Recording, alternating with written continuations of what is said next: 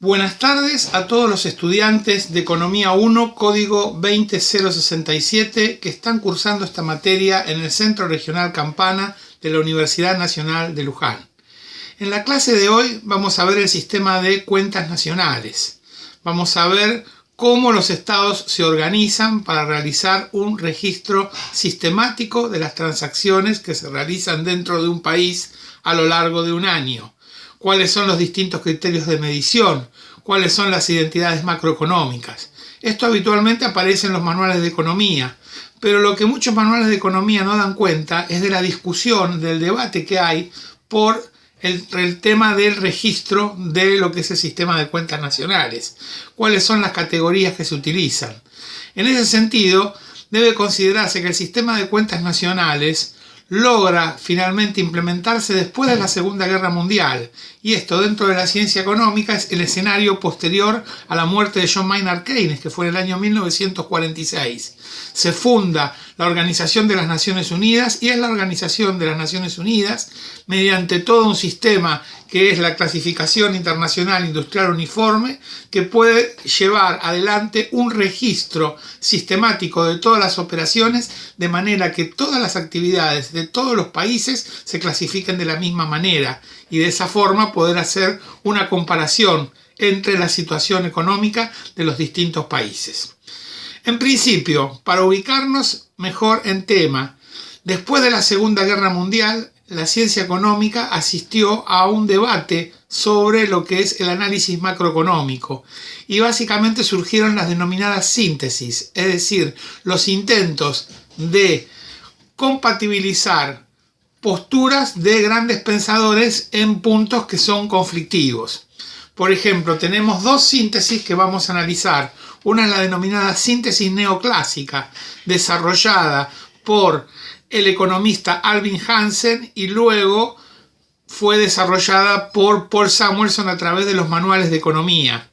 Bueno, en este caso lo que se trata es de compatibilizar ideas y propuestas de Alfred Marshall con las de John Keynes. Y por otro lado vamos a tener la síntesis kalekiana, que se debe a lo que es la obra del economista polaco Michał Kalecki, que intenta buscar puntos en común y en contacto entre el análisis keynesiano y la teoría marxista. Bueno, en principio con el tema de la síntesis neoclásica, desarrollada por Alvin Hansen en la década de 1950. En la síntesis neoclásica, la palabra llama la atención porque uno habla de síntesis, un intento de tratar de compatibilizar propuestas de Marshall con propuestas de Keynes. Pero ¿por qué se llama síntesis neoclásica? Porque el punto de partida que va a tener la síntesis neoclásica es la defensa de la ley de los mercados de Say como regla para hacer un análisis en base al equilibrio general, es decir, al equilibrio simultáneo de todos los mercados.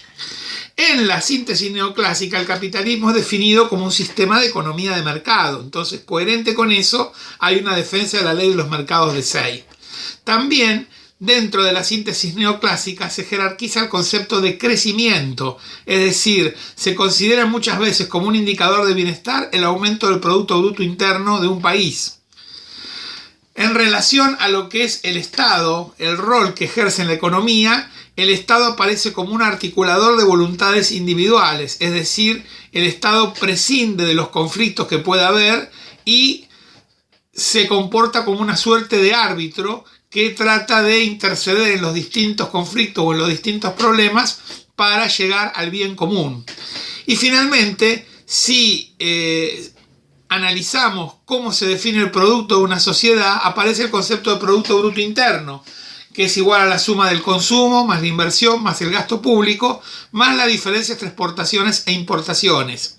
Si se hace un pasaje de término de esta definición de Producto Bruto Interno y tenemos que las importaciones de un lado están restando y la pasamos del otro lado, vamos a tener que el Producto Bruto Interno más las importaciones es igual al consumo, más la inversión, más el gasto público, más las exportaciones.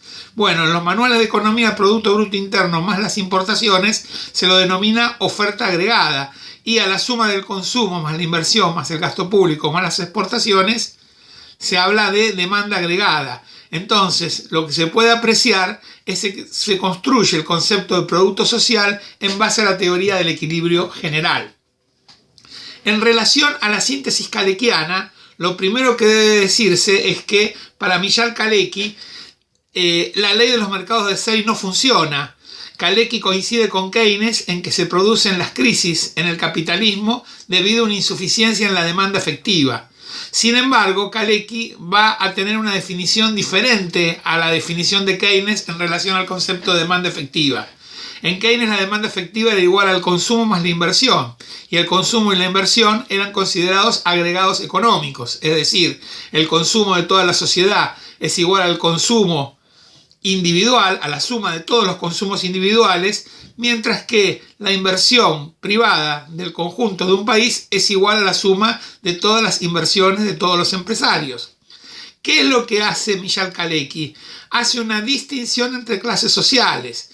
Y lo primero que dice es que los únicos que invierten son los empresarios capitalistas y que los trabajadores por lo general cobran un salario de subsistencia. Respecto al consumo, dice que debe distinguirse entre el consumo de los capitalistas y el consumo de los asalariados. Es decir, los asalariados tienen un consumo en donde predominan la satisfacción de las necesidades primarias, mientras que cuando nosotros analizamos el consumo de los capitalistas, por lo general tienen un peso mayor todo el consumo de bienes basado en necesidades secundarias, más que en necesidades primarias. Entonces, la insuficiencia en la demanda efectiva, en el caso de John Maynard Keynes, obedecía a lo que era el predominio de un motivo especulación. Es decir, que los individuos razonaban en términos especulativos y buscaban ganancias en el sector financiero, cualquiera fuese el ingreso monetario.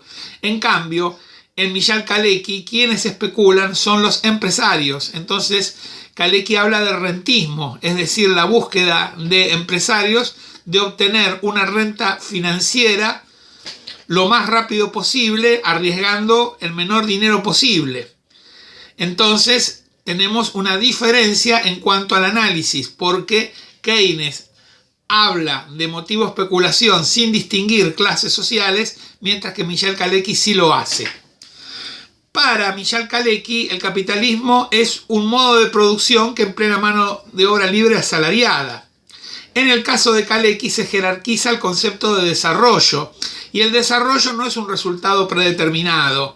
Para Kalecki, el desarrollo surge de la confrontación de dos conductas empresariales, la conducta de los empresarios innovadores con la conducta de los empresarios rentistas. Depende de cuál sea la conducta que predomine para saber si una economía se está acercando o no al desarrollo.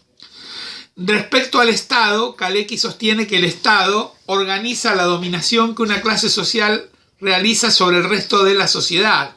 Entonces, en ese sentido, no hay un Estado neutral, como se plantea en los manuales de economía, que el Estado está siempre buscando el bien común. Y por último, ¿cómo arriba Kalecki a lo que es el producto de una sociedad? Bueno, él divide a la economía en 5 sectores. Un sector donde se producen bienes de capital, en donde hay una confrontación entre beneficios y salarios. El sector donde se produce bienes de consumo para los capitalistas, el sector donde se produce bienes de consumo para los asalariados, el sector donde se producen bienes públicos y el sector donde se producen bienes transables, es decir, bienes para el mercado mundial. En cada uno de estos sectores hay una confrontación entre beneficios y salarios. Esto significa que Kalecki arriba al concepto de producto de una sociedad sobre la base del conflicto entre beneficios y salarios. Y esto es diferente de lo que es la concepción de la síntesis neoclásica, que está basada en la ley de Say y en el equilibrio general. Bueno, hechas estas aclaraciones, lo que nosotros tenemos es que el sistema de cuentas nacionales, tal como se desarrolla en los manuales de economía, sigue los principios de lo que es la síntesis neoclásica. Por eso es importante esta discusión entre síntesis neoclásica y síntesis kaleckiana, y no naturalizar que en un sistema económico hay cooperación entre el capital y el trabajo. La ley de Say es la que predomina y la economía funciona en base al equilibrio general. Eso de ninguna manera debe ser naturalizado. Dicho esto, pasamos a lo que es el enfoque de lo que es el sistema de cuentas nacionales. El sistema de cuentas nacionales, entonces, basado en el equilibrio macroeconómico, responde a una serie de preguntas sobre el sistema económico. Muchas veces nos preguntamos, ¿qué se produce? ¿Para quién se produce? ¿Y cómo se utiliza lo que se produce? Según cada una de las preguntas vamos a tener diferentes conceptos. Por ejemplo, si nos preguntamos qué se produce, lo que vamos a hacer es analizar la composición del producto de un país. ¿Para quiénes se produce? Aquí ya vamos a analizar cómo se distribuye el ingreso. Y cómo se utiliza lo que se produce, vamos entonces a analizar el gasto. Es decir, si las personas gastan en bienes de consumo o en bienes de capital. Entonces allí aparecen lo que se llaman las identidades macroeconómicas. Productos idénticamente igual al ingreso e idénticamente igual al gasto. El concepto de identidad no debe ser confundido con el concepto de igualdad. El producto, el ingreso y el gasto se refieren a una misma magnitud numérica, pero desde tres enfoques distintos.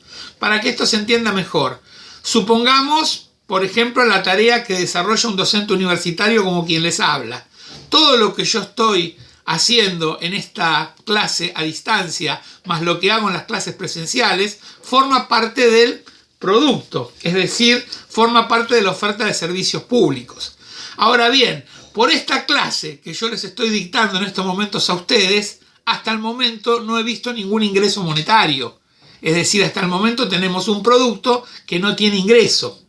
Pero va a llegar un momento, hacia inicios del mes próximo, en donde me van a depositar el sueldo en el sistema bancario. Entonces yo voy a ir contento a retirar mi sueldo. Y cuando retire mi sueldo voy a llegar a mi casa y ahí me va a llegar la cuenta de la luz, del gas, del agua, de las expensas, de la tarjeta de crédito de mi esposa. Es decir, ahí va a empezar el gasto. Entonces yo puedo tomar una misma magnitud y esta misma magnitud puede ser analizada desde el punto de vista del producto, del ingreso o del gasto. Dicho esto, entonces vamos a analizar el tema de lo que es la medición del producto, la medición del ingreso y la medición del gasto. Tres temas que son centrales en el sistema de cuentas nacionales. Cuando hablamos de medición del producto suelen hacerse distintas clasificaciones. Una de las clasificaciones que se hace es la de variables brutas y variables netas. ¿Por qué digo esto? Porque fíjense que el concepto que se utiliza en el sistema de cuentas nacionales es Producto Bruto Interno. Entonces, inmediatamente la pregunta que uno se hace es ¿y qué significa bruto? Que es un término que se utiliza mucho en economía, pero no siempre significa lo mismo. Si yo hago, por ejemplo, mención a lo que son los salarios brutos, son los salarios que un trabajador figura en el recibo de sueldo antes que se efectivicen los descuentos. En realidad uno lo que gasta es el salario neto, ¿sí? Ahora bien, cuando acá estamos hablando de producto bruto, significa que en esta definición de producto bruto interno, que es consumo más inversión privada, más gasto público, más la diferencia entre exportaciones e importaciones, es decir, el saldo de la balanza comercial, lo que estamos haciendo es considerar a la inversión como inversión bruta. ¿Y qué es básicamente la inversión bruta? La inversión bruta es la inversión total que hay en la economía, ya sea en nuevas máquinas que se introducen al proceso productivo o en todo lo que tiene que ver con el mantenimiento de la maquinaria ya existente. Todo aquello que sea para mantener la maquinaria existente se lo denomina costo de depreciación, mientras que toda nueva inversión se la denomina inversión neta. Por lo tanto, la inversión bruta va a ser igual a la inversión neta más el costo de depreciación. Ahora, la pregunta que uno puede hacerse es ¿y por qué es tan importante hacer esta distinción entre inversión bruta e inversión neta? Bueno, si uno quiere analizar el progreso económico que tiene un país, le tiene que prestar atención más a la inversión neta que a la inversión bruta. Es decir, qué tecnologías se están utilizando en el país para la producción de bienes y servicios. ¿Hay una renovación del parque de maquinarias y de equipos que se emplean en la actividad industrial? Bueno, esas son las preguntas que muchas veces se hacen y se responden a través de la medición de lo que es la inversión neta y la inversión bruta, ¿sí? Luego aparecen también las variables internas y las variables nacionales. Fíjense que estamos hablando de Producto Bruto Interno. ¿Y qué quiere decir interno? Significa dentro de las fronteras de un país. Y aquí hay que hacer una distinción entre los que son residentes y los no residentes dentro de un país. Los residentes son aquellas personas físicas o jurídicas que viven y actúan dentro de las fronteras de un país en forma permanente. O sea que el residente no se mide por la cédula de identidad. Yo puedo nacer en Argentina, pero puedo estar desde hace varios años desarrollando mis actividades en el Uruguay. Entonces, en ese caso, todo mi esfuerzo está contribuyendo al Producto Bruto Interno uruguayo y no al Producto Bruto Interno argentino. En los no residentes son aquellas personas físicas o jurídicas en donde tienen las actividades en el resto del mundo. Es decir, por ejemplo, en el ejemplo inverso sería considerar una empresa transnacional que está radicada en la Argentina, tenemos un gerente que está trabajando para los ingresos monetarios de una empresa transnacional que se va al exterior. Entonces está desarrollando una actividad en base a lo que es una empresa cuyos capitales son de otros países, de países extranjeros. ¿Para qué nos sirve la distinción entre residentes y no residentes, la distinción entre variables brutas y variables nacionales? Si yo hablo de variables internas, estoy hablando dentro de la frontera de un país. Si estoy hablando de variables nacionales, estoy hablando de los argentinos. O sea, el Producto Bruto Nacional es lo que generan los residentes argentinos dentro de un país y en el resto del mundo. Entonces, si nosotros analizamos los distintos países que hay en el mundo, vamos a tener que en los países menos desarrollados, en los países subdesarrollados, el Producto Bruto Interno es mayor al Producto Bruto Nacional. ¿Por qué? Porque los ingresos monetarios de los no residentes que realizan actividades dentro de la República Argentina son superiores a los ingresos monetarios de los residentes argentinos que realizan actividades en el exterior. De la misma manera que hablamos para los países subdesarrollados, cuando analizamos los países más desarrollados, vamos a tener lo contrario. El Producto Bruto Nacional va a ser superior al Producto Bruto Interno. ¿Por qué? Porque el ingreso monetario de los residentes norteamericanos que realizan actividades en el resto del mundo son más importantes al ingreso de los no residentes que realizan actividades dentro de la economía norteamericana. Es decir, vamos a tener que las empresas norteamericanas y los norteamericanos que trabajan en el resto del mundo van a aportar más ingresos que los ingresos que pueden aportar los mexicanos, los colombianos y los distintos inmigrantes que realizan actividades dentro de los Estados Unidos. Por eso el Producto Bruto Nacional de Estados Unidos es mayor al Producto Bruto Interno. En cambio, en la Argentina el Producto Bruto Interno es mayor al Producto Bruto Nacional. Aparece también otra clasificación entre lo que son los costos de factores y los precios de mercados. Es decir, cuando yo hablo del Producto Bruto Interno a costo de factores, estoy hablando del Producto Bruto Interno a lo que es el precio de salida de fábrica. No estoy incluyendo todas las intermediaciones hasta que llegan al consumo. Esto es, los impuestos indirectos y los subsidios. Los impuestos indirectos están vinculados, por ejemplo, al consumo de bienes y servicios. Entonces, un producto que sale de fábrica hasta que llega al consumidor puede tener toda una serie de impuestos que hagan que su precio sea mayor. Por ejemplo, los cigarrillos que salen de una fábrica tienen un precio de salida de fábrica, pero en su llegada al kiosco donde se venden va a haber un impuesto interno que va a ser absorbido por el Estado. Entonces el precio del paquete de cigarrillos va a ser mayor al precio de salida de fábrica. Pero también puede suceder que en determinadas actividades existan subsidios de parte del Estado a determinadas actividades productivas. Entonces de esa manera se busca que el precio o no aumente o sea más bajo, y entonces en ese caso también los subsidios van a tener una influencia y va a haber una diferencia entre el precio de salida de fábrica y el precio de mercado. Bueno, ¿todo esto para qué nos sirve? Nos sirve para saber que cuando nosotros en un diario leemos que un determinado país en un año creció un 3%, la pregunta es ¿qué es lo que creció?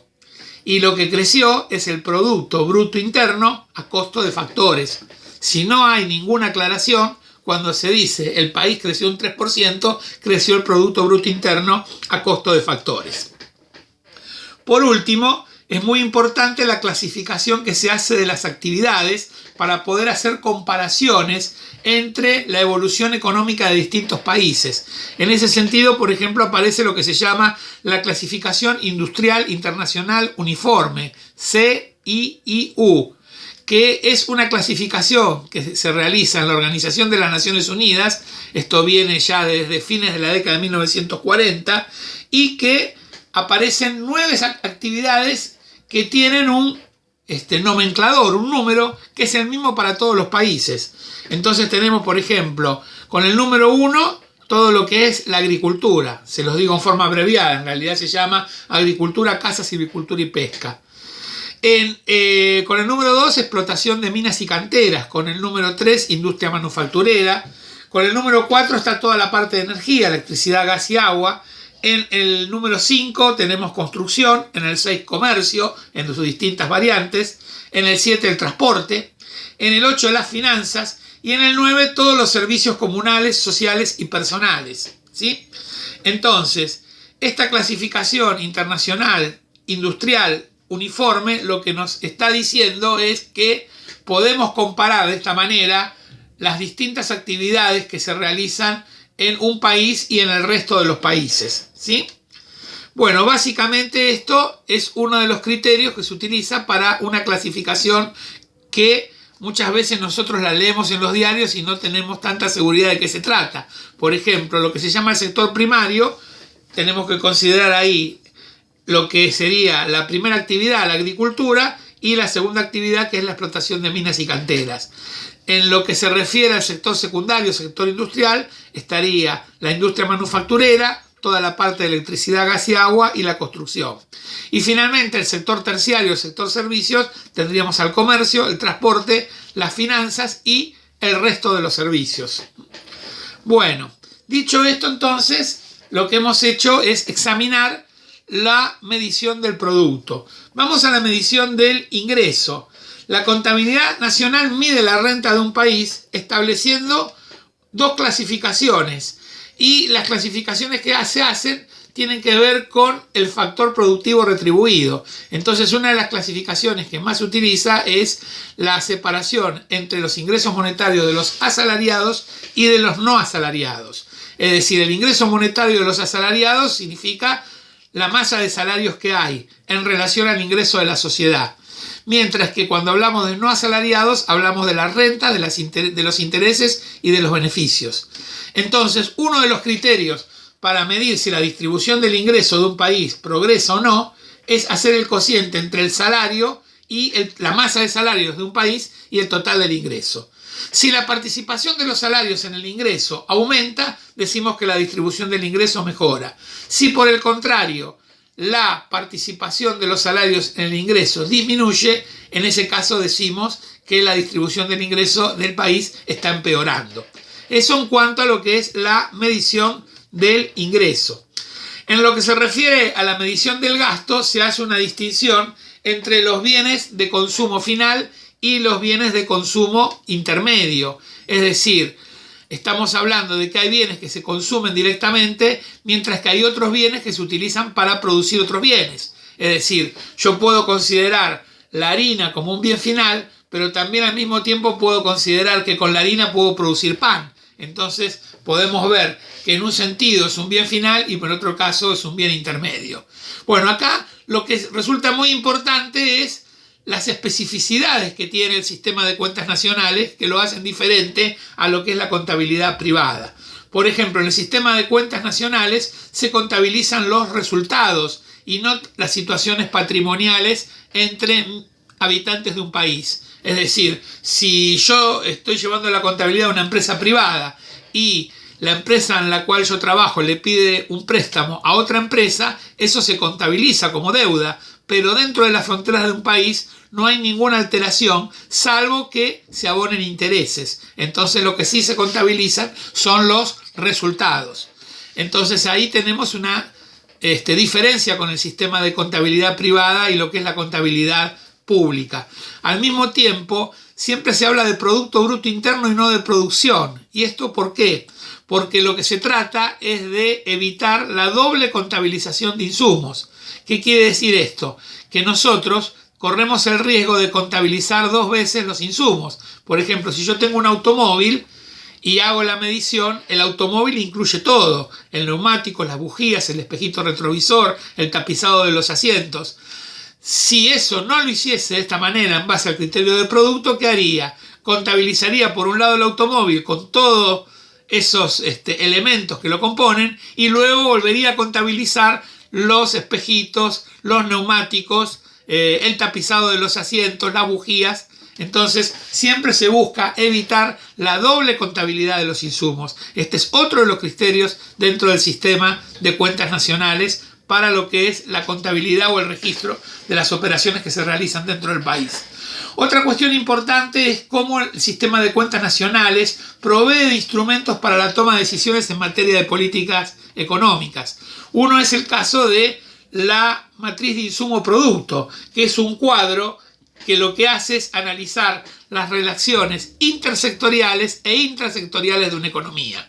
Por ejemplo, en la clasificación que hicimos de bienes primarios, secundarios y terciarios, nosotros vamos a tener relaciones intersectoriales, es decir, insumos del sector primario que sirven para el sector secundario y sector terciario, insumos del sector secundario que sirven para el sector primario y terciario, e insumos del sector terciario que sirven para el sector primario y secundario. Pero también vamos a tener relaciones intrasectoriales, es decir, hay insumos del sector primario que sirven para el sector primario, insumos del sector secundario que se utilizan en el sector secundario e insumos del sector terciario que se utilizan dentro del mismo sector. Bueno, de esta manera se conforma un cuadro de relaciones intersectoriales e intrasectoriales. Y de esa manera uno puede establecer toda una serie de criterios para tratar de tener información sobre las distintas actividades. A esto se le puede incorporar las variables de la distribución del ingreso, es decir, los beneficios y los salarios, y medir qué es lo que sucede en cada una de las actividades económicas. Y al mismo tiempo hacer un ejercicio y preguntarse qué pasa si aumenta el precio de un insumo en un 5%, qué efecto trae sobre el conjunto de la matriz de insumo-producto. Ahora bien, ¿cuál es la utilidad que tiene la matriz de insumo-producto? ¿Para qué sirven? ¿Por qué es útil una matriz de insumo-producto? Bueno, hay varios argumentos que se desarrollan a favor de la matriz de insumo-producto. El primero, bueno, sirve en materia de política empresarial porque hay un detalle de la ruta de los bienes y servicios hasta llegar a la demanda final. También sirven para las políticas de empleo, es decir, a partir de las decisiones que toma el Estado podemos saber qué impacto va a producirse en el empleo en las distintas actividades de la economía. También sirve para el comercio exterior, para determinar correctamente el nivel de importaciones o de exportaciones. También para el análisis de precios y de costos, en cuanto a que hay componentes que son nacionales y componentes importados. También tiene que ver con el análisis de lo que son las cuestiones vinculadas a la energía y el medio ambiente. Es decir, que la matriz de insumo-producto tiene finalidades de tipo estadística y estas estimaciones van a provenir de distintas fuentes. Puede haber encuestas industriales, encuestas de gastos de hogares, estadísticas del comercio exterior. Es importante tener en cuenta esta cuestión porque de alguna forma en los últimos años las estadísticas han sufrido una cierta campaña de desprestigio, en parte por errores en la medición, y otra parte también tiene que ver con la utilización política de las estadísticas. Esto es un tema que hace algunos años las estadísticas parecían inmaculadas, pero en la República Argentina en particular hubo un periodo a partir del año 2007 donde había serias dudas sobre las estadísticas de inflación que se publicaban. Y al día de hoy también hay dudas con las estadísticas que hay en relación a los niveles de pobreza. Por lo tanto, es importante entonces la información que se brinda del sistema de cuentas nacionales para cuando uno hace una afirmación sobre el estado, la situación en que se encuentra una determinada actividad, se haga con la debida fundamentación, se base en estadísticas confiables, porque sin estadísticas confiables resulta muy difícil la planificación económica y claramente el país ingresa en una situación de alta incertidumbre. Entonces, básicamente esto tiene que ver con lo que es el sistema de cuentas nacionales. Hay otras cuestiones que tienen que estar por afuera del sistema de cuentas nacionales, que hacen a lo que se llama la economía no registrada, la economía negra, la economía informal, subterránea, irregular, oculta, que no necesariamente está relacionada con actividades delictivas. Es decir, por ejemplo, uno de los problemas que se está observando claramente en las últimas décadas es el tema de la evasión fiscal. Y hay una discusión, porque en un sentido hay evasión fiscal y en otro sentido hay elusión fiscal. Es decir, una cosa es cuando una empresa busca la manera de declarar las operaciones que realizan para pagar menos impuestos, lo cual significa que reconoce que la actividad que está haciendo, y otra cosa muy distinta es cuando se produce la evasión fiscal, es decir, no se declara una determinada actividad y las ganancias son enviadas a los denominados paraísos fiscales. Bueno, hay todo un debate sobre esta cuestión. Los paraísos fiscales son presentados en algunos diarios, en algunos medios escritos, no como una actividad delictiva, sino como una decisión que toma un empresario de alguna manera resguardar las ganancias que ha obtenido, y si un país no le resulta confiable, bueno, ese dinero lo deposita en una cuenta anónima de otro país. Pero en realidad, cuando una persona hace un depósito en el exterior y ese depósito es en una cuenta anónima y no se declara, ¿por qué no se declara? Porque evidentemente hay una actividad que es ilegal. Mínimo se trata de evasión fiscal. En otros casos puede provenir de actividades delictivas, ya sea tráfico de drogas, redes de trata y otras actividades más. Entonces, el punto aquí es tener en cuenta que el sistema de cuentas nacionales, más allá de los cuestionamientos que hay sobre cómo se estiman las estadísticas, es una fuente de información muy importante y de ninguna manera debe ser soslayado. No se puede reemplazar las estadísticas oficiales de un país a través de sistemas de estadísticos de consultoras privadas. En algunos casos se evalúa la inflación en consultoras privadas a través de encuestas telefónicas. Evidentemente eso es un despropósito. Muy por el contrario, se tiene que apelar a las estadísticas del Instituto Nacional de Estadísticas y Censos, que por supuesto deben tener un control para que reflejen la realidad. Bueno, esto es lo que les quería transmitir como introducción al tema del sistema de cuentas nacionales. Espero que esto haya resultado claro, que les sirva para poder responder satisfactoriamente las preguntas del práctico, y cualquier duda, cualquier inquietud la desarrollaremos en la clase o nos pueden consultar el equipo docente a través del mail. Bueno, buenas tardes y nos vemos en la próxima clase.